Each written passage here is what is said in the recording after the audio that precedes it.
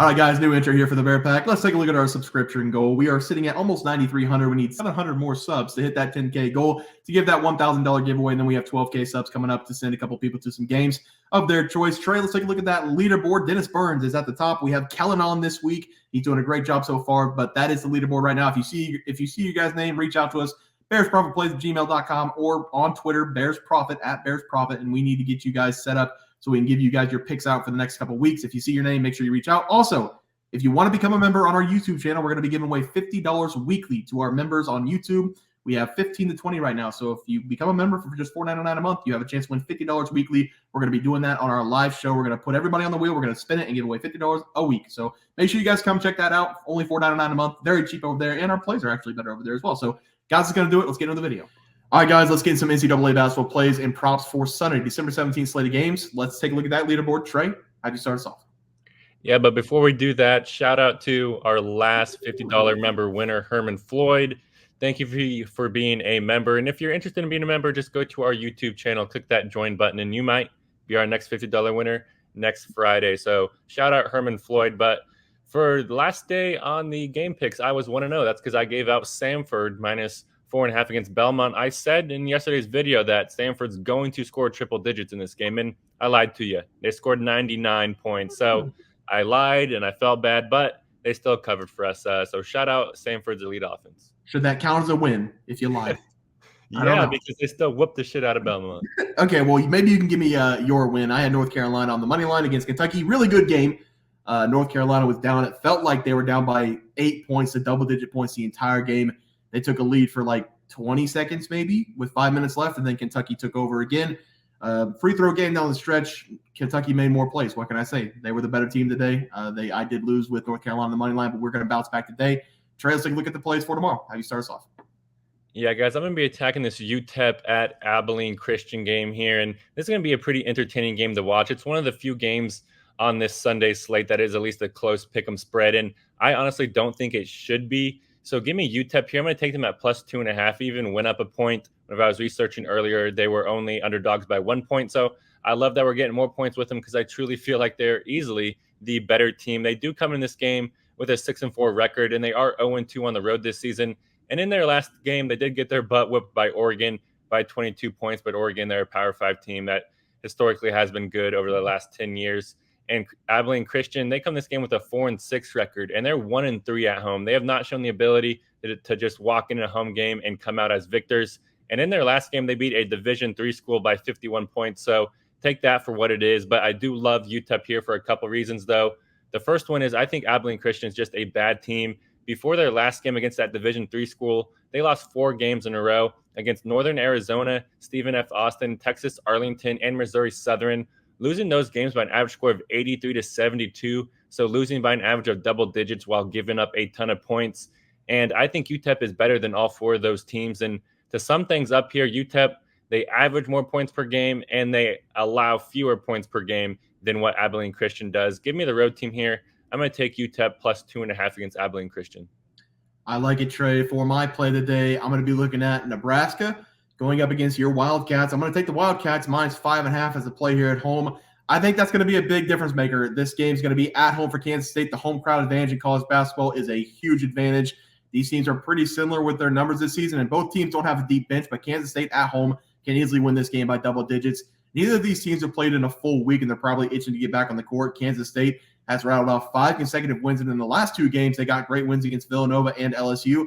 The Villanova game was an overtime. Great game there. On the other side, Nebraska's coming off a big win against Michigan State, and by the way, this just goes to show how different college basketball is from game to game.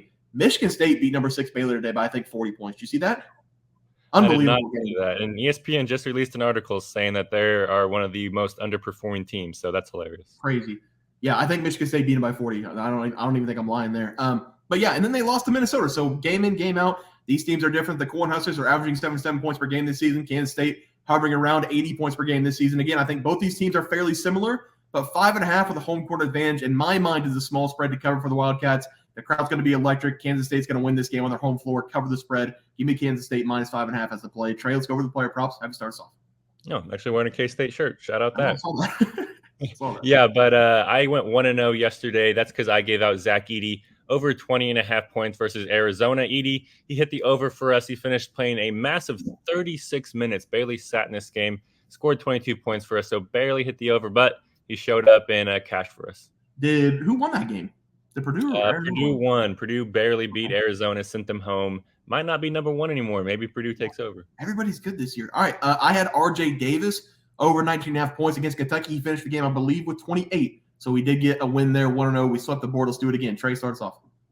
Yeah, I'm going to take a guy that has a badass name. Give me Judah Mintz over his points versus Oregon. I really love this over for Mintz in this game because he's been everything and more for the Orange this season, and I do think that's going to continue here because Mintz, he comes in this game top 25 in college basketball in points per game. That's because he averages 20.1 points per game, and he's coming into this game with some momentum as well. That's because over his last 4 games, Mintz, he's averaging a nice 23 points per game, and over his last 2, he scored at least 25-plus points in each of those 2 games.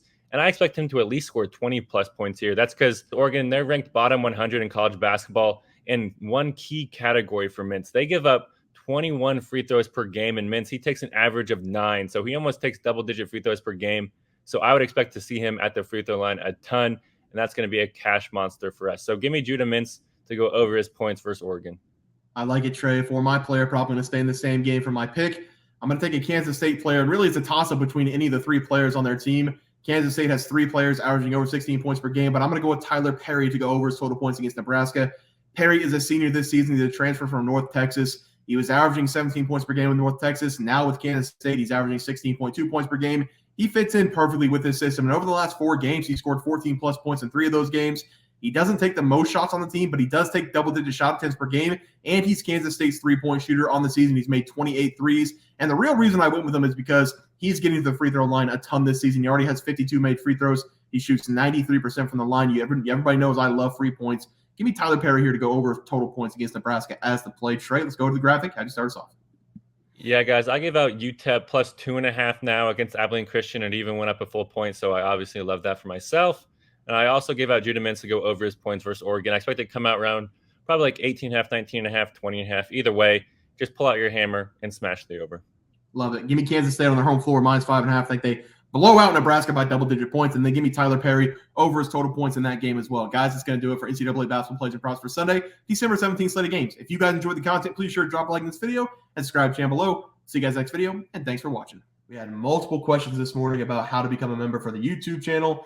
Let's do that really quick tutorial. You're going to go to youtube.com. You're going to go to Bears Profit Plays. You're going to search it in. You're going to hit our thing. There's a join button right just to the right of subscribe. You're going to click that. There's 2 options. You have the Bear Pack for $4.99. That gives you access to YouTube member plays. And then you have the Bear Pack Gold for $7.99 a month. That gives you access to our member plays on YouTube, and it gives you a 1-month membership to our website, bearsprofitplays.com. So if you get the Bear Pack Gold, you save yourself $2 a month, a little bit cheaper if you want to do that. But that is the tutorial for anybody that needed it. We had multiple questions today through email about how to do it, and it wasn't working. But if you want to know, there it is right there. Trey,